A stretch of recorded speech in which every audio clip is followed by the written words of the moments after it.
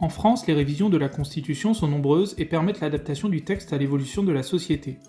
Il n'existe normalement qu'une disposition qui prévoit la révision constitutionnelle.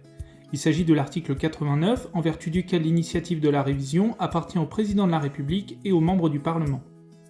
Le texte doit ensuite être voté en termes identiques à l'Assemblée nationale et au Sénat. Il doit enfin être définitivement adopté par la majorité des 3/5 des membres du Parlement réunis en congrès ou approuvé par référendum. Ce dernier est obligatoire si la révision est d'origine parlementaire. La seconde disposition de la Constitution, sur laquelle s'est fondé le général de Gaulle pour permettre l'élection du président de la République au suffrage universel direct, est l'article 11. En principe, ce dernier permet de recourir au référendum pour que le peuple s'exprime sur une loi ordinaire.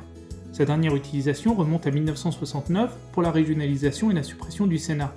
Mais les Français ne l'ont pas voté, raison pour laquelle le général de Gaulle a quitté le pouvoir.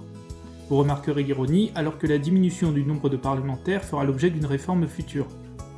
Reste que les révisions constitutionnelles sont très nombreuses sous la Ve République, on en compte désormais 24. Parmi les révisions les plus marquantes, on trouve notamment celle de 1974 sur la saisine du Conseil constitutionnel par 60 députés ou sénateurs, ou encore celle de 2008 qui a introduit la question prioritaire de constitutionnalité. Certaines révisions sont à l'inverse connues pour ne pas avoir abouti ou susciter la polémique. C'est notamment le cas du rejet par les électeurs de la Constitution pour l'Europe en 2005, ce qui a donné naissance au fameux traité de Lisbonne en 2007.